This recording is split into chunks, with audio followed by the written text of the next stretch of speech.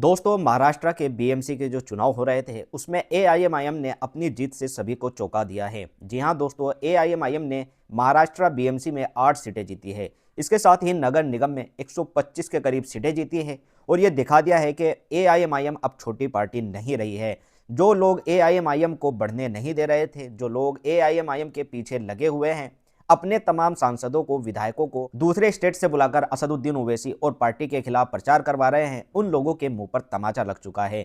जिस तरह बिहार में एआईएमआईएम के पीछे समाजवादी, कांग्रेस और तमाम विपक्षी पार्टियों ने अपने सारे मुस्लिम नेताओं को दूसरी पार्टी के बुलाकर प्रचार कराया था ताकि बिहार से एआईएमआईएम खत्म हो जाए, और ये भाषण दे रहे थे एआईएमआईएम को बिहार में बढ़ने नहीं देंगे, तो बिहार ने भी इन लोगों के मुंह पर तमाचा मारा था। वहां से भी एआईएमआईएम 5 सीटें जीती थी और 2 सीटें ऐसी थी जो चंद वोटों से हार गई थी। इसी तरह महाराष्ट्र में भी कांग्रेस, समाजवादी, एनसीपी, इन सभी ने मिलकर एआईएमआईएम के खिलाफ प्रचार किया। इतना प्रचार किया कि इतना तो बीजेपी के खिलाफ भी प्रचार नहीं किया।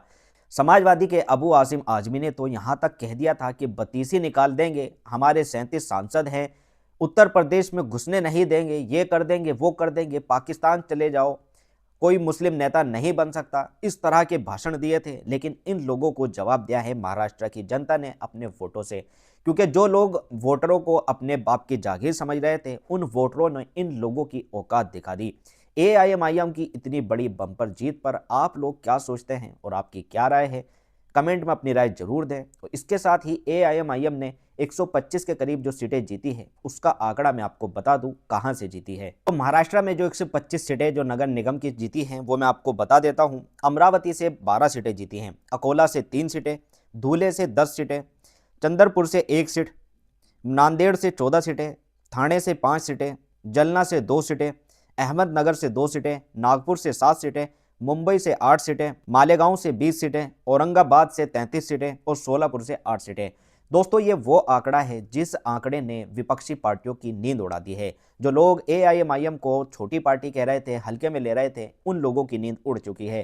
पहले तो जनता ने उनकी नींद उड़ाई है बिहार के चुनाव में। जो लोग बिहार में एआईएमआईएम को खत्म करने का ख्वाब देख रहे थे, उन लोगों की नींद उड़ा दी थी बिहार के वोटरों ने। अब महाराष्ट्र में पार्टी ने यह दिखा दिया है कि एआईएमआईएम, असदुद्दीन ओवैसी साहब की पार्टी अब छोटी पार्टी नहीं रही। जो लोग मुसलमानों के नाम पर राजनीति करते थे, जो लोग मुसलमानों के नाम पर मलाई चाटते थे, जिन लोगों ने मुसलमानों को बर्बाद करके अपनी राजनीति चमकाई है, उन लोगों को अब ये समझना पड़ेगा कि मुसलमान अब जाग गया है। असदुद्दीन ओवैसी साहब जिस चीज़ की मेहनत कर रहे हैं मुसलमानों को जगाने की, उनको ये बात समझाने की कि ये लोग आपका सिर्फ इस्तेमाल कर रहे हैं, सिर्फ एक वोट बैंक के तौर पर आपको इस्तेमाल करते हैं, बदले में आपको जब से देश आज़ाद हुआ है कुछ नहीं दिया है। ये चीज़ अब मुसलमानों के समझ में आ चुकी है। मुसलमान इस चीज़ को समझ चुका है कि एआईएमआईएम ही एक ऐसी पार्टी है जिसके अगर हम सांसद, विधायक या कॉरपोरेटर या मेयर जुतवाएंगे तभी हमारा कुछ हो सकता है, क्योंकि पावर अपने हाथ में हो तो पावर होती है, दूसरे के हाथ की पावर कोई पावर नहीं होती। एआईएमआईएम ने मुसलमानों को यह समझा दिया है कि जब तक स्टीयरिंग पर आप दूसरे को बिठाएंगे तो गाड़ी आप नहीं चला सकते। अगर आपको गाड़ी चलानी है तो स्टीयरिंग पर खुद बैठना पड़ेगा और ये दिखाना पड़ेगा कि पावर हमारे हाथ में है, क्लच हमारे हाथ में, स्पीड हमारे हाथ में है। तो असदुद्दीन ओवैसी साहब की ये चीज़ अब लोगों को समझ में आ चुकी है। मुसलमान ये चीज़ समझ चुका है कि इन लोगों ने सिर्फ मुसलमानों को बर्बाद किया है, मुसलमानों के नाम पर राजनीति करी है।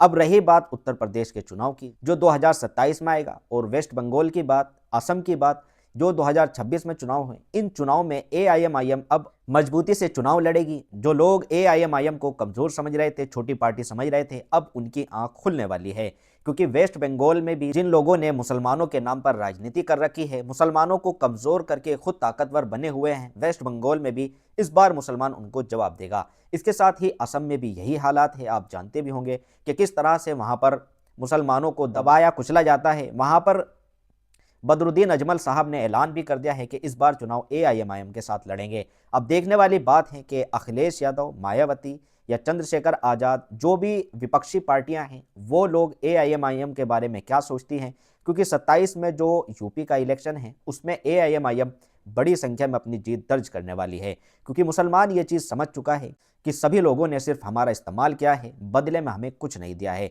तो ये चीज़ सभी के समझ में आ चुकी है। आप लोग इस बारे में क्या सोचते हैं कि 2027 का जो चुनाव है यूपी का, जिसमें अबू आसिम आजमी ने उत्तर प्रदेश में घुसकर बत्तीसी तोड़ने जैसे जो धमकी असदुद्दीन ओवैसी को दी है कि हम 37 सांसद वाली पार्टी हैं, इस तरह के जो बड़े बड़े भाषण दिए थे, इस बार यूपी में असदुद्दीन ओवैसी क्या करने वाले हैं? आप लोग क्या सोचते हैं? क्या उत्तर प्रदेश में भी असदुद्दीन ओवैसी इतने ही कामयाब होंगे जितने बिहार में और महाराष्ट्र में हो रहे हैं?